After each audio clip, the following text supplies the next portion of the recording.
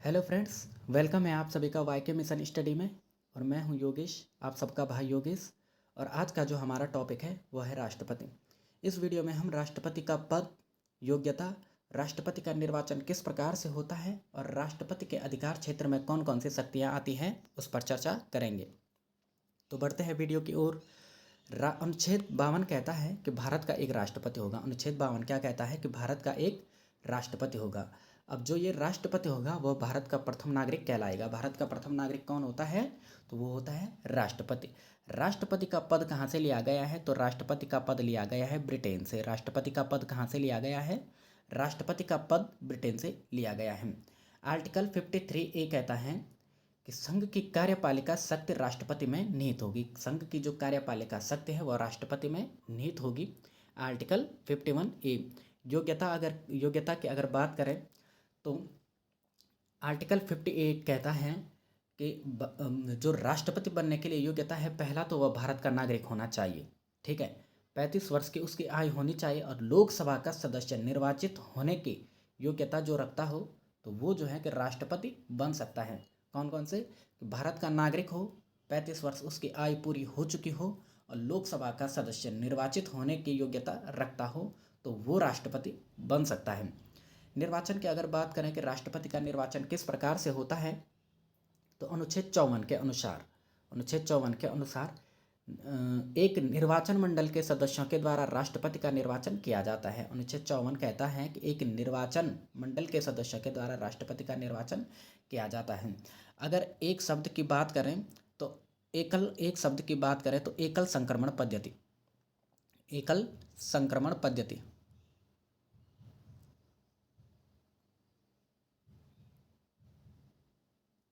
एकल संक्रमण पद्धति के द्वारा जो है कि राष्ट्रपति का निर्वाचन होता है। अब राष्ट्रपति के निर्वाचन में कौन कौन भाग लेगा? तो राष्ट्रपति के निर्वाचन में लोकसभा सदस्य, राज्यसभा, राज्यों तथा यथा स्थिति संघ की जो विधान सभाएं हैं उनके जो नवनिर्वाचित सदस्य हैं वो जो है कि भाग लेंगे, ठीक है। वो क्या करेंगे? वो भाग लेंगे, ठीक है। अनुच्छेद 55 के अनुसार राष्ट्रपति का निर्वाचन आनुपातिक प्रतिनिधित्व के अनुसार, अनुच्छेद 55 के अनुसार राष्ट्रपति का जो निर्वाचन है आनुपातिक प्रतिनिधित्व के अनुसार एकल संक्रमणीय मत और गुप्त मतदान के द्वारा होता है। एकल संक्रमणीय मत और गुप्त मतदान के द्वारा होता है। पदावधि की अगर हम बात करें तो राष्ट्रपति या तो 56 वर्ष तक या तो 5 वर्ष के कार्यकाल पूरा होने तक राष्ट्रपति के पद पर बना रहेगा। जो राष्ट्रपति हैं या तो उसकी 56 वर्ष की एज हो जाएगी तब वह उसका कार्यकाल समाप्त होगा या फिर 5 वर्ष के कार्यकाल के बाद उसका समाप्त हो जाएगा, ठीक है। हालांकि कार्यकाल समाप्ति के बाद भी वह उत्तराधिकारी के आने तक पद पर बना रहेगा। मान लीजिए कोई राष्ट्रपति है और उसकी एज 56 वर्ष या उसका कार्यकाल 5 वर्ष का पूरा हो चुका है, ठीक है। तो वो जो है कि तब तक राष्ट्रपति के पद पर बना रहेगा जब तक कोई नया राष्ट्रपति नहीं आ जाता। हालांकि उसका कार्यकाल पूरा हो चुका है, ठीक है, परंतु वह तब तक जो है कि राष्ट्रपति के पद पर बना रहेगा जब तक कि कोई दूसरा राष्ट्रपति नहीं बन जाता, ठीक है। राष्ट्रपति अपना त्यागपत्र किसके बाद देता है? तो राष्ट्रपति अपना त्यागपत्र देता है उपराष्ट्रपति के पास, ठीक है। उपराष्ट्रपति के पास राष्ट्रपति अपना त्यागपत्र देगा। शपथ की बात करें तो अनुच्छेद 60 के अनुसार, आर्टिकल 60 के अनुसार जो राष्ट्रपति को शपथ होता है मुख्य न्यायाधीश दिलाता है। सर्वोच्च न्यायालय का मुख्य न्यायाधीश राष्ट्रपति को शपथ दिलाता है, आर्टिकल 60। परंतु मान लीजिए अगर सर्वोच्च न्यायालय का मुख्य न्यायाधीश उपस्थित नहीं है तब कौन शपथ दिलवाएगा? तो तब शपथ दिलवाएगा उच्च न्यायालय का वरिष्ठतम न्यायाधीश, ठीक है। वरिष्ठतम न्यायाधीश जो है राष्ट्रपति को शपथ दिलवाएगा। महाभियोग पद्धति, आर्टिकल 61A जो है कि महाभियोग पद्धति के द्वारा राष्ट्रपति को हटाया जाता है। आर्टिकल 61A के तहत राष्ट्रपति पर संविधान के अतिक्रमण के आधार पर महाभियोग लगाया जा सकता है, राष्ट्रपति को हटाया जा सकता है, राष्ट्रपति को हटाया जा सकता है, ठीक है। डॉक्टर राजेंद्र प्रसाद लगातार दूसरी बार राष्ट्रपति पद के निर्वाचित होने वाले प्रथम राष्ट्रपति थे। डॉक्टर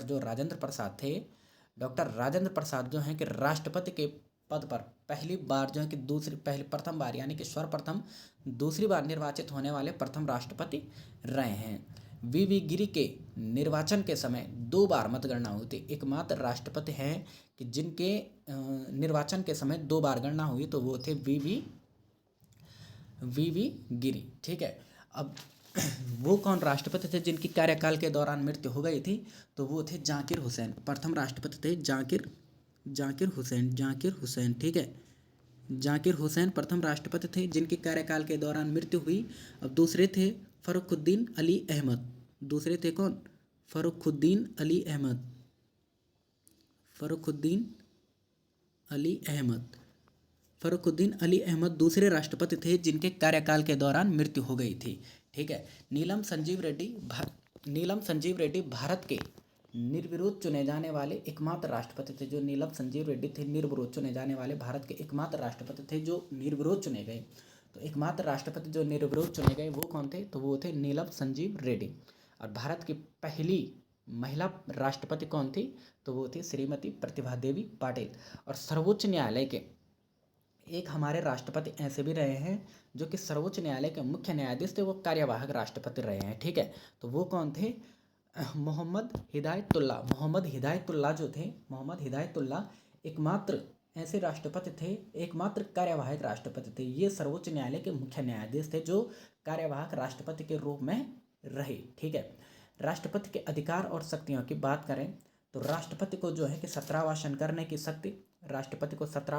की शक्ति, लोकसभा भंग करने की शक्ति है। ठीक है, और संसद के सत्र बुलाने की शक्ति इसको है। संसद के प्रथम अधिवेशन करने की शक्ति है। संयुक्त बैठक बुलाने का इसको अधिकार है राष्ट्रपति को। ठीक है, राष्ट्रपति जो है कि राज्यसभा में कला, विज्ञान, साहित्य और समाज सेवा वाले व्यक्तियों में 12 सदस्यों का जो है कि निर्वाचन कर सकता है राष्ट्रपति। 12 सदस्यों का निर्वाचन राष्ट्रपति कर सकता है कहाँ? राज्यसभा में। और लोकसभा में कितने सदस्यों का निर्वाचन कर सकता है? तो लोकसभा में यह निर्वाचन लोकसभा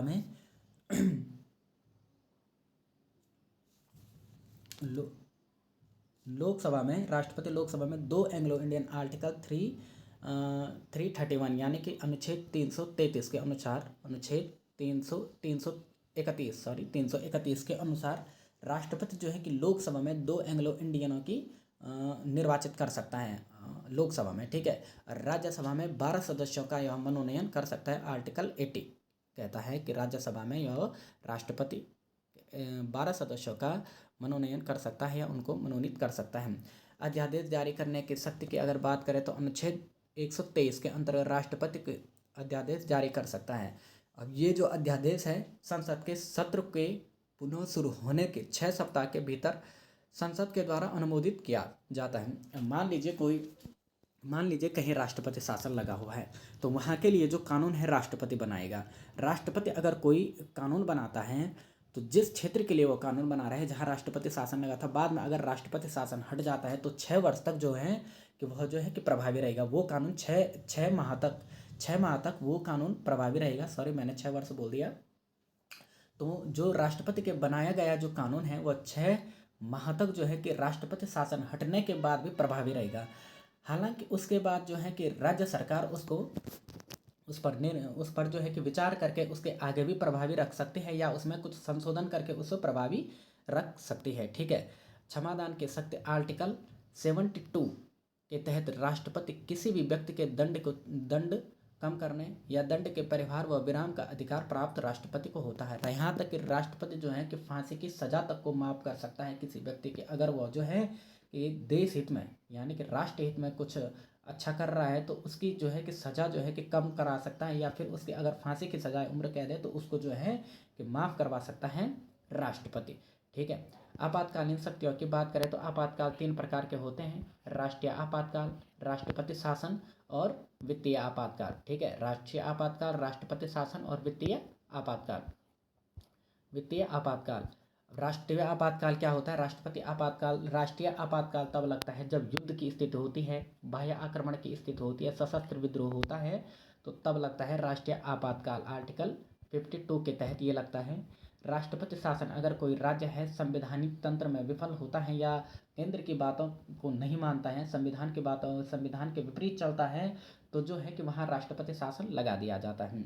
वित्तीय आपातकाल क्या होता है? वित्तीय आपातकाल तो वित्तीय स्थायित्व या प्रत्यक्ष के संकट की स्थिति में जो है कि वित्तीय आपातकाल लगता है आर्टिकल 360 के तहत। ठीक है, आर्टिकल 360 के तहत वित्तीय आपातकाल लगता है।